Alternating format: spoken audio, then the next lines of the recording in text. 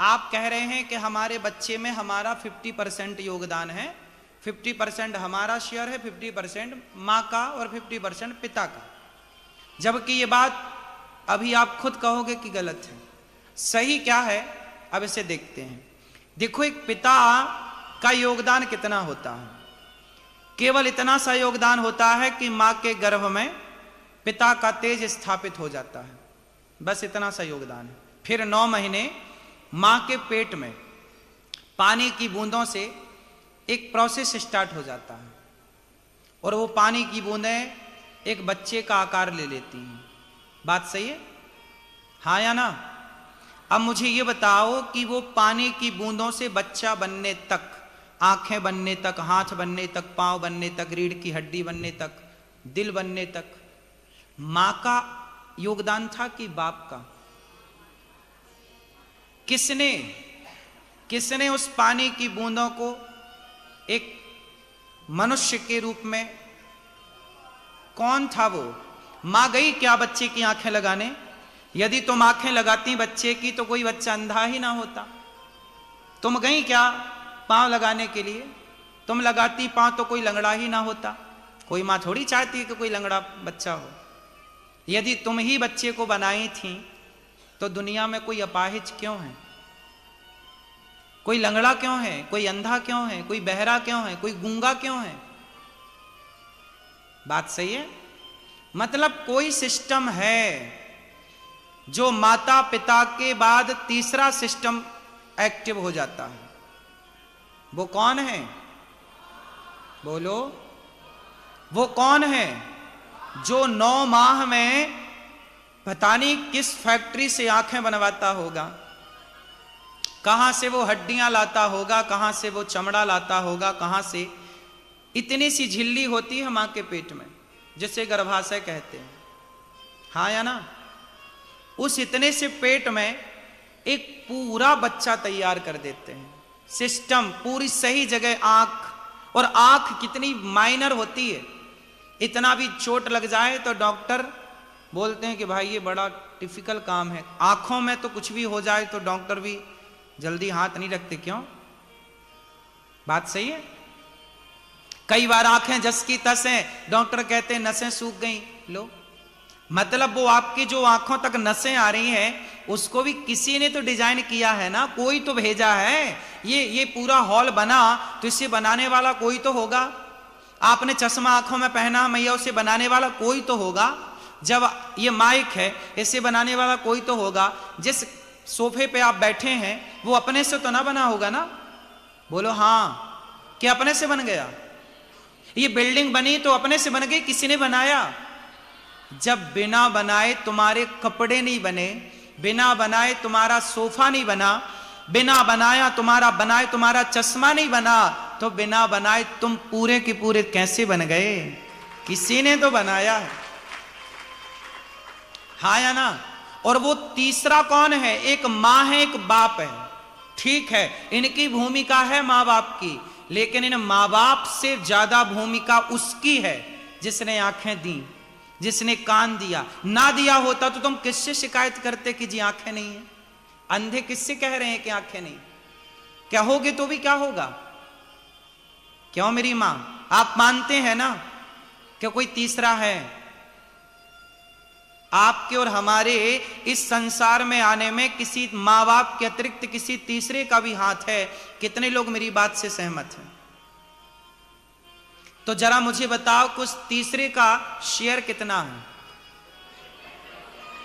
हाँ बोलो, 100 नहीं, पिता का शेयर है ओनली 1%, मां का शेयर है 2%, क्योंकि मां ने स्पेस दिया, जगह दी। हमें पृथ्वी माता ने अपनी गोद में बाद में लिया, हमें पहले माता ने गोद में लिया। हम पहले मां के पेट में आए, हम मां के पेट में थे पहले। तो बाप का योगदान 1%, तो मां का योगदान टोटल 3% योगदान है। 97% योगदान भगवान का है। शेयर किसका है? ज्यादा शेयर ईश्वर का है कि नहीं? तो आप किसकी प्रॉपर्टी हैं? मां की, पिता की या ईश्वर की? आप खुद भी एक प्रॉपर्टी हैं। एक होती है आपकी प्रॉपर्टी, आपका घर, आपका सोना, आपका सामान, आपकी वस्तुएं, आपकी फैक्ट्री, वो आपकी प्रॉपर्टी है। लेकिन आप भी तो एक प्रॉपर्टी हैं। क्यों जी? बोलो हां।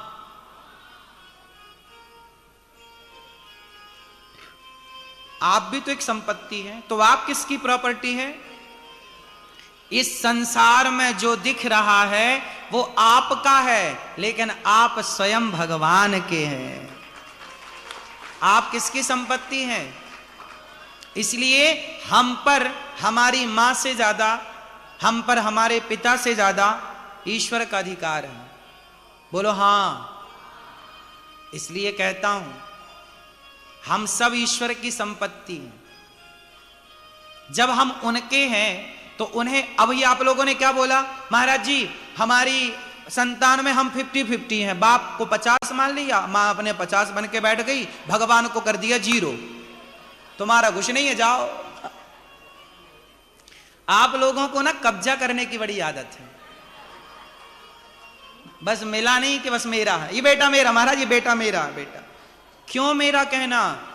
ईश्वर का है, भगवान का है। कुछ ना कहो कि ये हमारा है। 14 साल भरत जी ने अयोध्या का राज सिंहासन संभाला, पर भरत जी ने ये नहीं कहा कि ये मेरा है। किसका माना? हां, आपको भी भगवान ने 2 बच्चे दिए, 4 बच्चे दिए, थोड़ा सा भगवान ने दुकान मकान फैक्ट्री दे दी, खेत खलिहान दे दिए, तो ये मत मानना कि ये मेरा है। ये मानना कि प्रभु नाथ सकल संपदा तुम्हारी। प्रभु ये सब किसका है? आपका है। एक तो ये मानसिकता है कि ये मेरा है, और एक ये है कि ये प्रभु का है। कौन सा बेहतर है? कौन सी मान्यता अच्छी है? मेरा है ये मान्यता, ईश्वर का है ये मान्यता? तो जब, अच्छा ये बताओ, ईश्वर का है ये सब कुछ, ये मान्यता सही है? तो जब सही है तो मान लो ना। आप इस मान्यता को मान्यता तो दे रहे हैं, लेकिन मान नहीं रहे हैं। ये बेटा मेरा है। तो आज से जो कुछ है वो किसका? यही मानेंगे। जब आप सब कुछ ईश्वर का मान लेंगे तो आपका फायदा क्या होगा? आपको कभी घमंड नहीं आएगा। क्या नहीं आएगा? कभी ये नहीं लगेगा कि मैं करता हूं। सदा ये मान लोगे कि ईश्वर करते हैं। हम तो नाचने वाली पुतली हैं, जैसे वो नचाता है वैसे हम। अच्छा ये बात सही है कि नहीं? हम करते हैं सब कुछ कि ईश्वर कर रहे हैं सब कुछ? हाँ, हम लोग यदि सब कुछ करते तो फिर हम अपने आप को मरने क्यों देते? क्यों? हम ही सब करते तो फिर कोई मरता ही क्यों? कौन चाहता है कि हम मर जाएं? आप में से कोई चाहता है क्या कि हम बुढ़े हो जाएं? लेकिन लो बाल सफेद हो रहे हैं। नहीं, आप देखते देखते बूढ़े हो रहे हैं, बुजुर्ग हो रहे हैं, वृद्ध हो रहे हैं, चमड़ी ढीली पड़ गई, बाल सफेद पड़ गए, आंखों में कम दिखने लग गया। आप थोड़ी चाहते हैं कि आप बूढ़े हो जाए। मतलब मेरी मां कोई है जो आपसे ये सब काम करा रहा है। यदि आप सफल हैं तो अपनी सफलता का पूरा श्रेय भगवान को दीजिए। प्रभु ये आपकी कृपा से है, हम नहीं रखते इसको। बेटा है प्रभु ये आपका दिया प्रसाद है। मैं नहीं मां बन के घमंड करूंगी, मैं नहीं बाप बन के कहूंगा मेरा है। मेरी जिम्मेदारी है देख रेख करने की। मैं अच्छी परवरिश करूं, पालूं पोसूं, अच्छी जिम्मेदारी से सब कुछ करूं, पर ये ना रखूं कि मेरा है। बात सही है?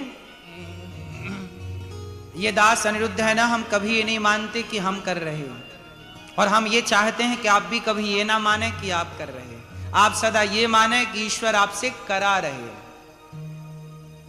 हमसे भगवान, जैसे हनुमान जी लंका गए तो राम जी ने कहा वाह हनुमान आप तो लंका से आ गए, आपने लंका जलाई, इतना बड़ा काम।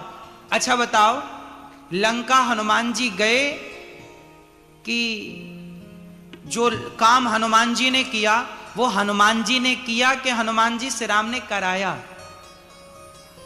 क्या सही है? हनुमान जी ने जो किया वो हनुमान जी ने किया कि राम जी ने कराया?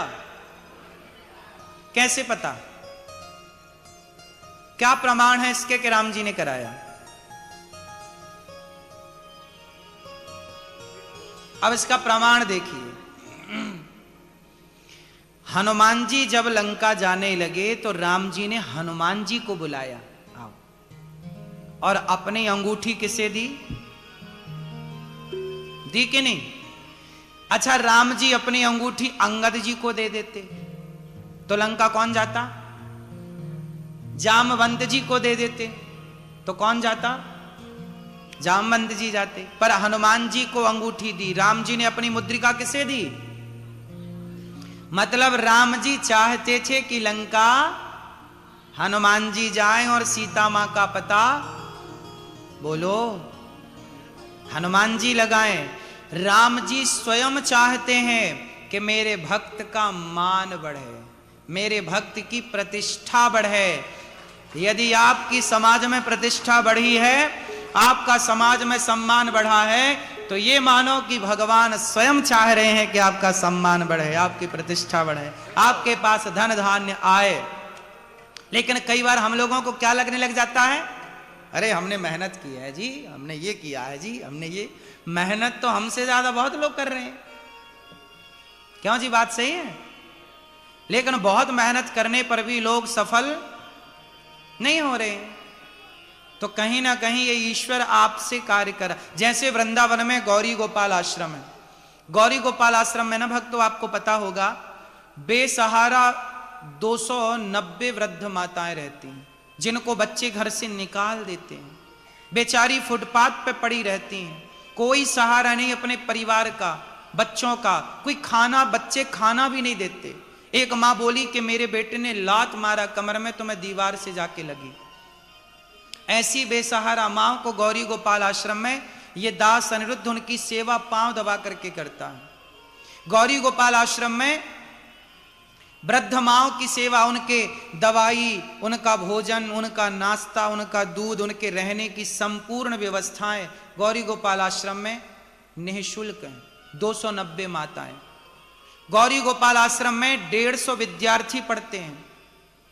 वो विद्यार्थी जिनके परिवार, जिनके माँ बाप गरीब हैं, असमर्थ हैं, उन 150 बच्चों की रहना, खाना, पढ़ना, लिखना सब कुछ गौरी गोपाल आश्रम में ये दास अनिरुद्ध जो आप लोग सहयोग करते हैं उसी के बल पर ये तमाम सेवाएं चलती हैं। गौरी गोपाल आश्रम में पूरे भारत में सबसे बड़ी रसोइयों में एक रसोई गौरी गोपाल जी की रसोई है। 24 घंटे चलती है। पर डे 30,000 लोग भोजन करते हैं निःशुल्क। ये सारा काम जो हो रहा है कौन कर रहा है? भगवान कर रहे हैं, वो करा रहे हैं। हमें और आपको निमित्त बना रखा है। बात सही है। मैं ये नहीं मानता कि मैं करता हूं, भगवान हमसे। लेकिन ये कितनी अच्छी बात है कि इस अच्छे काम के लिए भगवान ने आपको ही चुना। ये ईश्वर की कृपा है।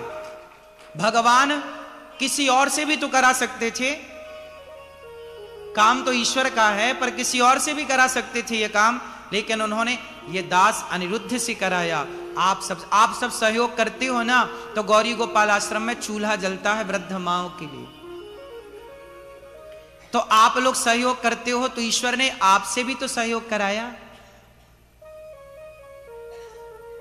तो कुल मिलाकर के ये बहुत धन्यवाद देना चाहिए ईश्वर का कि प्रभु आपने हमें चुना है इस काम के लिए।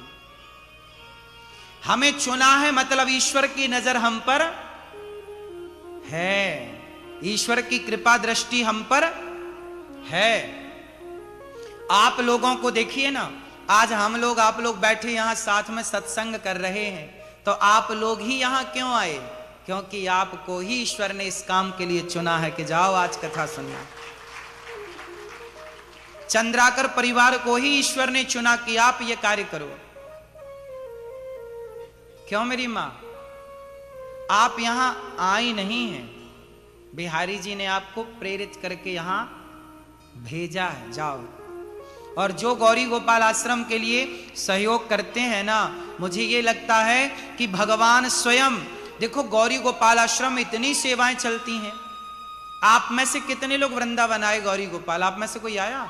अच्छा, आप लोग आए हैं, वाह। दुबई में भी मतलब गौरी गोपाल आश्रम आने वाले लोग हैं। तो कितने लोगों ने वहां की सेवाएं देखी अपनी आंखों से? अच्छा, आपने देखी है? चलिए, आप सबका फिर से स्वागत है गौरी गोपाल। देखिए, मैं लंदन गया कथा करने, तो वहां भी जब मैंने पूछा कि आप में से कितने लोग आए, तो वहां से भी आए, और यहां दुबई आके पूछा तो यहां से भी आए। ये समझो पूरी दुनिया के लोग गौरी गोपाल पहुंचे हैं और सबने गौरी गोपाल की सेवाओं को देखा।